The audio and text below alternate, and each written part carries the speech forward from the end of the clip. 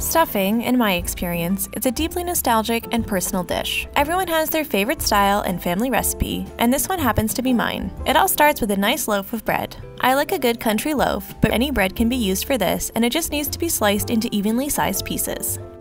Place the slices on a cooling rack so there is airflow above and below each piece, then allow the bread to dry out either on the counter overnight or in a very low oven for around 40 minutes to an hour. You want the pieces dry but not totally crunchy. Next, cut the bread into bite-sized cubes and add to a bowl, followed by 1 diced onion, 3 to 4 stalks of celery with as many leaves as possible cut into pieces, sliced fresh sage leaves, and season with about 1½ teaspoons of poultry seasoning, or if you take my mom's advice, just add it until it smells good. Then finally a few big pinches of salt and some freshly cracked black pepper. Give it a good mix to distribute all the seasoning. I find it easiest to use my hand to help keep all the stuffing in the bowl while scooping from the bottom with a spoon.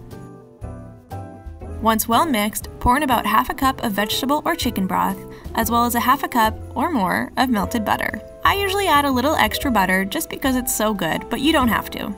Give it another mix so all the bread cubes are coated in the broth and butter, and at this point it's going to smell so good, but you can't eat it yet. We need to let those flavors really get to know each other, so cover it and refrigerate for at least an hour, but ideally overnight. This recipe fits perfectly in an 8x8 inch baking dish if you pack it down a little with your spoon. If you want to double the recipe, it should snugly fit in a 9x13 dish.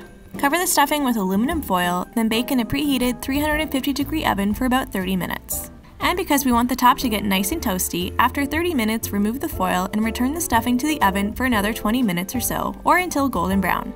For me, more than anything, this stuffing is the flavor of the holidays.